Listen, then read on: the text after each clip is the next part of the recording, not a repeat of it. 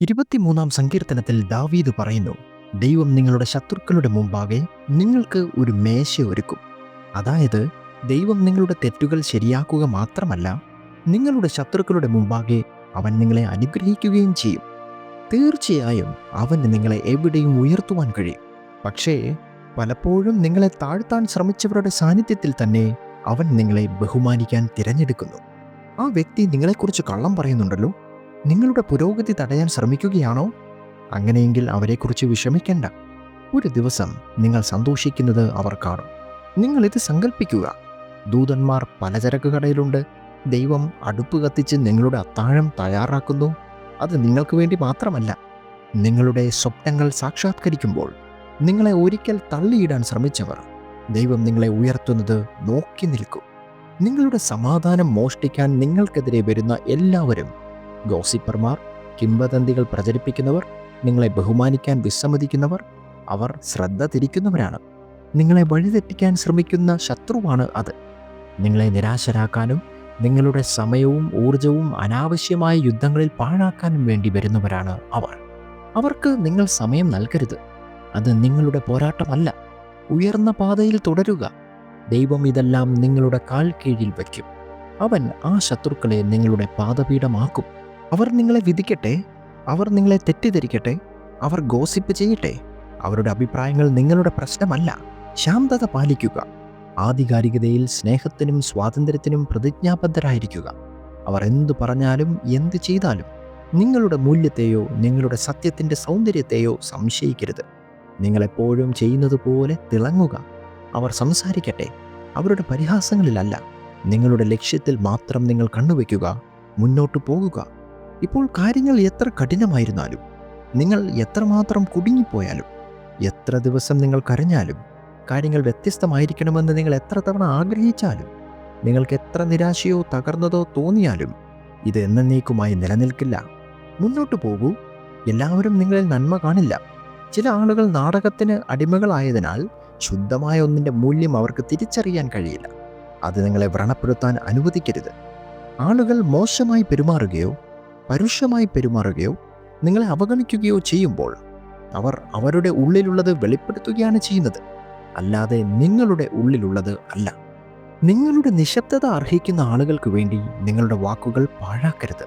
ചിലപ്പോൾ നിങ്ങൾക്ക് പറയാൻ കഴിയുന്ന ഏറ്റവും ശക്തമായ കാര്യം ഒന്നുമില്ല എന്നതാണ്. ദൈവം നിങ്ങളുടെ ശത്രുക്കളെ നിങ്ങളുടെ പാദപീഠമാക്കുമെന്ന് ബൈബിൾ പറയുന്നു. സങ്കീർത്തനം 23:5 വാക്യം പറയുന്നു, എൻ്റെ ശത്രുക്കളുടെ സാന്നിധ്യത്തിൽ ദൈവം എൻ്റെ മുമ്പാകെ ഒരു മേശ ഒരുക്കും. ചിലപ്പോൾ നിങ്ങളുടെ അടുത്ത തലത്തിലേക്ക് നിങ്ങളെ ഉയർത്താൻ സഹായിക്കുന്നത് ശത്രുക്കളുടെ സാന്നിധ്യമാണ്. സങ്കീർത്തനം 110:1-2 വാക്യങ്ങളിൽ പറയുന്നു, കർത്താവ് എൻ്റെ കർത്താവിനോട് അരുളി ചെയ്തത്, ഞാൻ നിന്റെ ശത്രുക്കളെ നിന്റെ പാദപീഠമാക്കുവോളം എൻ്റെ വലത്തുഭാഗത്തിരിക്കുക. കർത്താവ് സിയോനിൽ നിന്ന് നിന്റെ ബലത്തിൻ്റെ വടി അയക്കും. നിന്റെ ശത്രുക്കളുടെ നടുവിൽ വാഴുക.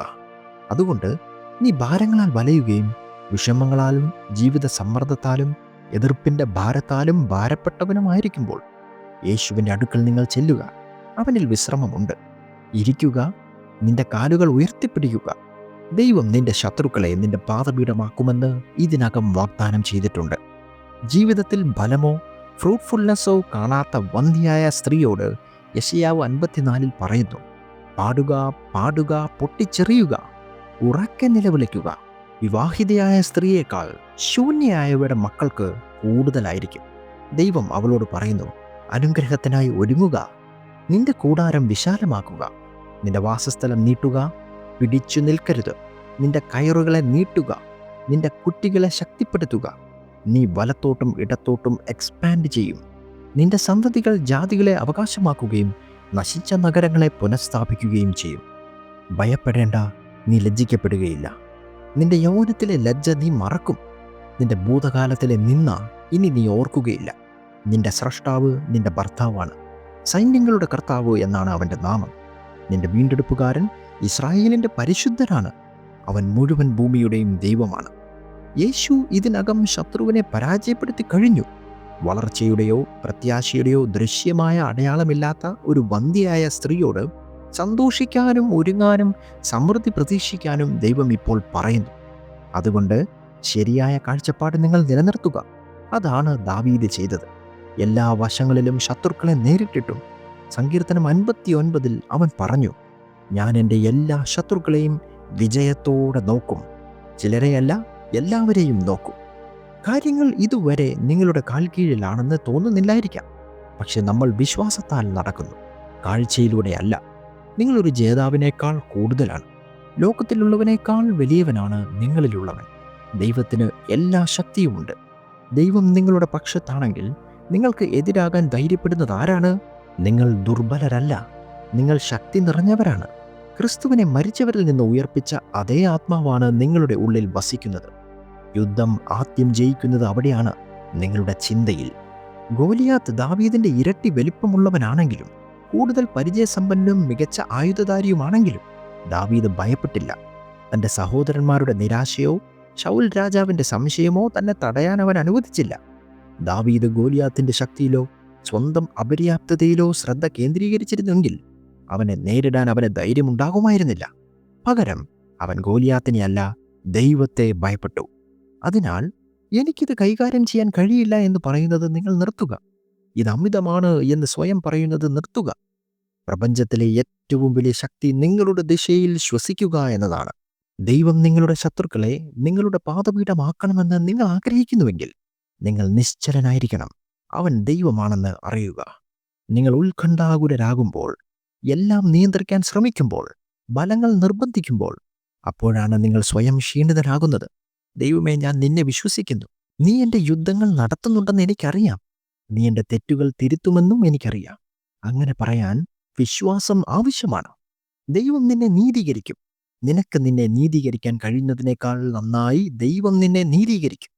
അവൻ അത് ചെയ്യുമ്പോൾ അത് നിനക്ക് സ്വന്തമായി ചെയ്യാൻ കഴിയുന്ന എന്തിനേക്കാളും വലുതും മധുരമുള്ളതും കൂടുതൽ പ്രതിഫലദായകവും കൂടുതൽ ബഹുമാനം നൽകുന്നതുമായിരിക്കും. നിങ്ങളെ പ്രോത്സാഹിപ്പിക്കാൻ, നിങ്ങളെ തള്ളിവിടാൻ ശ്രമിച്ച ആളുകളെ തന്നെ ദൈവത്തിന് ഉപയോഗിക്കാൻ കഴിയും. അതിനാൽ നിങ്ങൾ സമ്മർദ്ദം ചെലുത്താൻ പ്രലോഭിപ്പിക്കപ്പെടുമ്പോൾ ഒരു വലിയ കസേരയിൽ ചാരി കാലുകൾ ഉയർത്തി നിങ്ങളുടെ ശത്രുക്കളുടെ മേൽ ചാരി നിൽക്കുന്നതായി സങ്കല്പിക്കുക. കാരണം അതാണ് ദൈവം വാഗ്ദാനം ചെയ്തത്. അത് നിങ്ങളുടെ കാലുകൾക്കടിയിലാണ്. നിങ്ങൾ സമാധാനത്തിലായിരിക്കുമ്പോൾ നിങ്ങൾ അവൻ്റെ ശക്തിയിലാണ്. നിങ്ങൾ വിശ്രമിക്കുമ്പോൾ ദൈവം പ്രവർത്തിക്കുന്നു. അതിനാൽ നിങ്ങൾ എന്തൊക്കെ നേരിടുമ്പോഴും ഇത് ഓർമ്മിക്കുക. അത് നിങ്ങളുടെ കാലുകൾക്കടിയിലാണ്.